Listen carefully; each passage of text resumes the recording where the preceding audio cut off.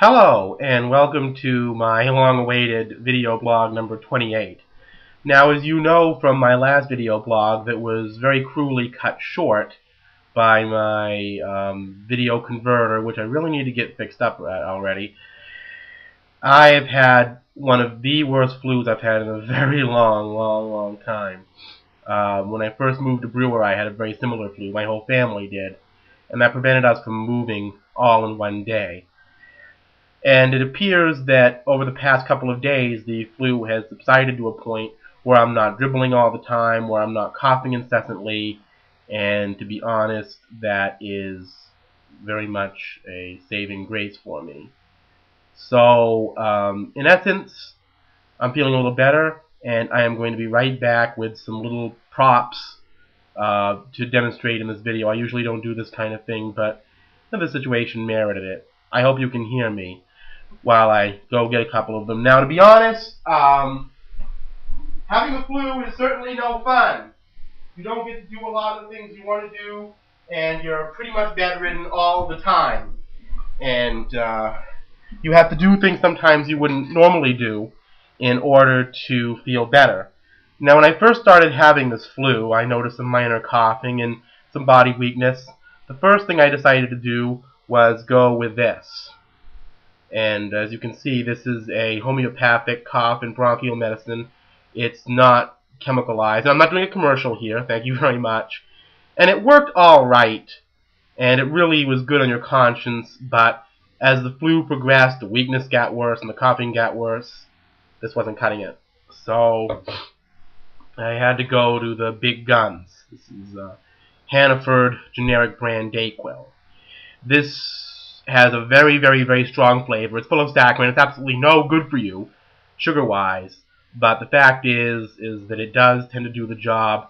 And this is the second bottle I'm on. As you can see, I'm almost, well, you can't really see it here, but I'm actually almost halfway through this. I'm probably not going to need any more of it since I'm on the way to recovery. But this made things, as you can see here, this made things a little more bearable so I could cope. And that's exactly what I needed to do in this case. That was cope. And every time you get the flu, every time I get the flu, every time anybody gets the flu, you always hear the same thing from people. Eat lots of chicken soup. Relax. Well, you know, who can relax when you've got a cough that's making your chest feel like it's made of glass and all of that? I mean, really. I mean, I know that, you know, doctors mean well, but come on. I mean, who can relax when they just feel like they're going to hack up their insides? It is just astounding what people expect you to do, and that's why in this case medicine was kind of important. I don't particularly like taking medicine. I don't particularly like doctors. I think that the human body is perfectly capable of treating most things, but sometimes it isn't. Our immune systems aren't always what they expect us to be, whether it be environmental damage or what. It just doesn't happen. So, over the course of the last 6 days, what have I been doing? Sitting in front of the television, mostly, watching various Netflix movies. I watched a movie called Milk recently. It was very nice. And Cadillac Records, which I actually saw before I got the flu. And a movie about Jimmy Carter, Man from the Plains, a documentary on his issues with the Israeli-Palestine situation. And recently, Quantum Leap. You know, I actually met this guy, Dean Stockwell, when I was doing extra work as an extra in the Stephen King movie, The Langoliers, in 1995, not too long after this. And I've always loved this series, so I decided to, you know, treat myself a little bit this month and get the last 3 seasons of Quantum Leap. And that was nice, but I've also been doing a little bit of reading. And just before I got the flu, speaking of medications, I got a book that's really quite interesting from a friend of mine, In the Arms of Morpheus. Fascinating little book. Makes me wonder, in fact, about my innocent little grandparents who supposedly were not hardened by the ways of the world. But in fact, they might have been taking really hard drugs and not even knowing it.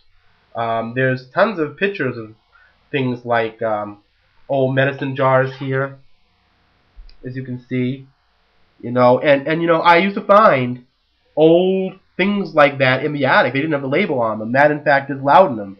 made of opium and alcohol. It's a very potent substance. I've known about it. The Romantic writers and the Bohemian set often used it, as we all know. But it just amazes me how, here we are 100 years later and it's still the same song. When it comes down to it, our main purpose in life when we get sick is to make pain go away. And to be honest, a lot of us don't really care about the consequences. Well, I'm not going to say that we're ever going to face the addiction and death of these times, but it was really fascinating reading. I mean, it wasn't just some theatrical don't say no to drugs story. It was a real page-turner, and actually had a certain entertainment value that I found actually somewhat hysterical. So, that's how I spent my week ill. Ugh. And, of course, there's always talk of a cold or a flu going around. But frankly, I am just glad this one's over. I mean, no cold I could get from this point on could possibly be as obnoxious as this flu was, and I don't intend to get one for a very long time. And over the course of the next video blog, I'm sure there'll be more fun activity for me to engage in and for you to have to hear about. This is Andre's video blog number 28, triumphantly signing out.